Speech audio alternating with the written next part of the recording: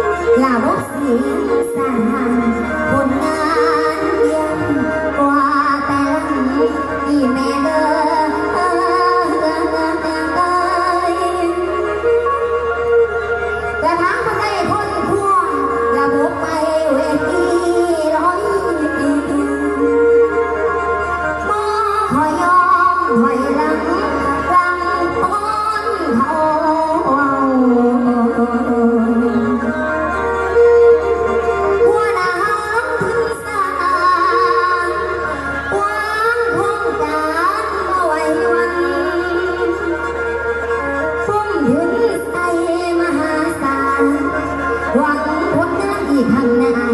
บรรดาทางให้ซอยเสีย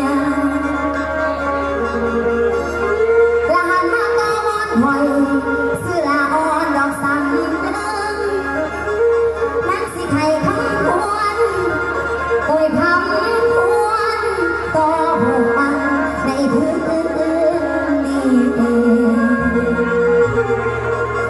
ส่วนว่านอนนั่งลาสิไปสาวต่อแม่ตาเว้นสวยแดดสิแก่แม่นี่คอยอยู่บ้านไว้ปานเมีเสียจงมาปล่อยแน่น้องปล่อยหน้าโอ้ยน้องละนา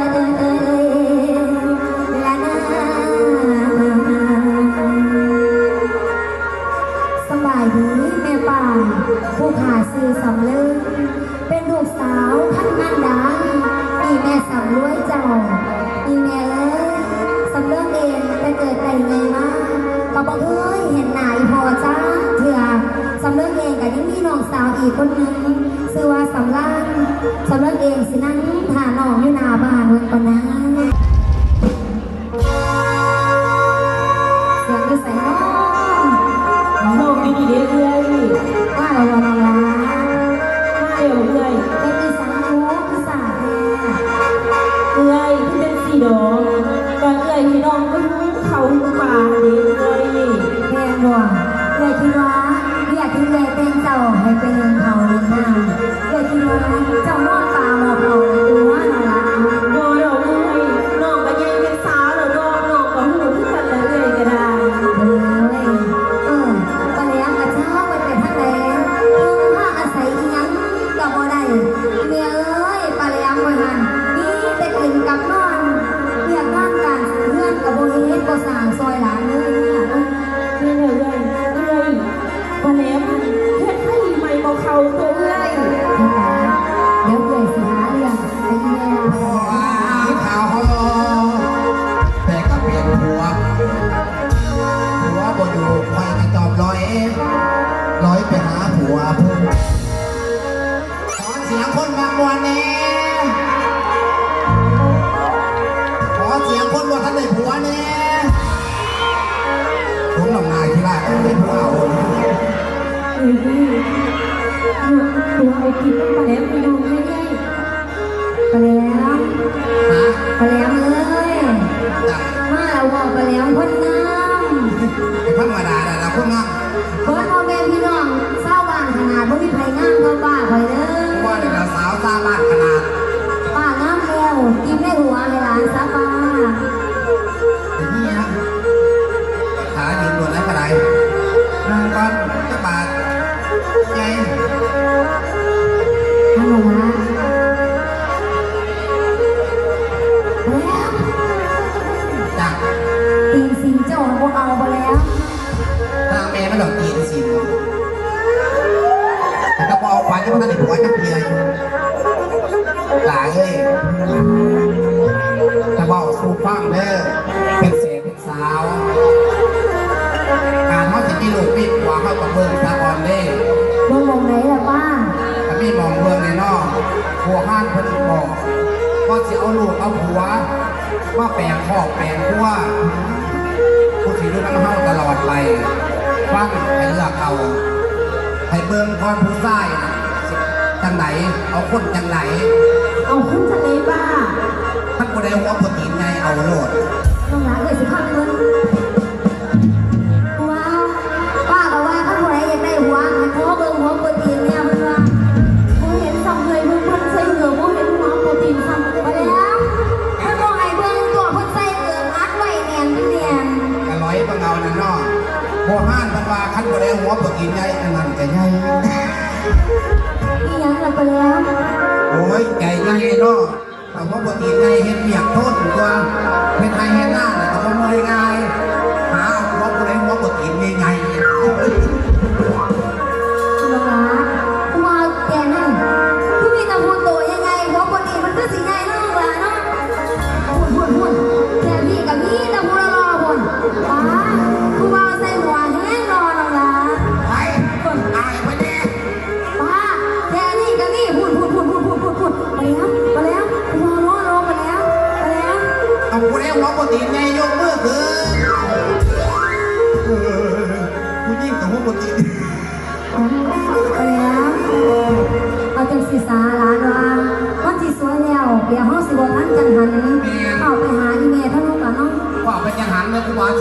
า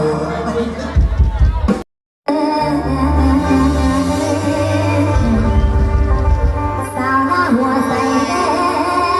งกินหอดเบาดอกคนไกล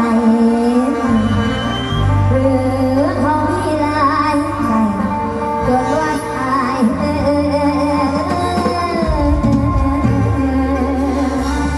โอ้ยน้อง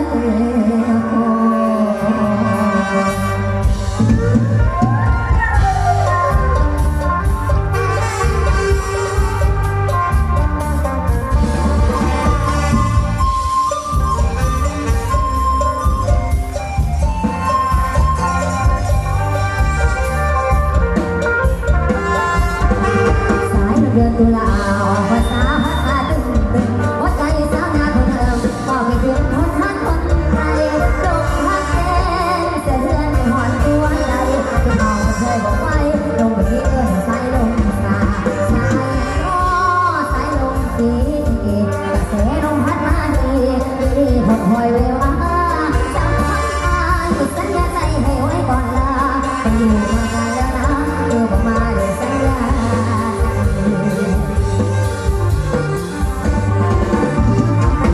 โอ้หายสารวัตรเถื่อโอ้หายสารวัตรเถื่อปวดเอาเรือคนละแดนไปเถื่อจนต้องหูคนเราต้องไปว่าเขาฟ้องห้องเรือที่ท้องไปเกินเรือน้ำก็นองใส่ลำต้องคิดเกินตัวว่าหอดแล้วนะหอดน้ำแล้วนะโอ้ไอ้โอ้คือ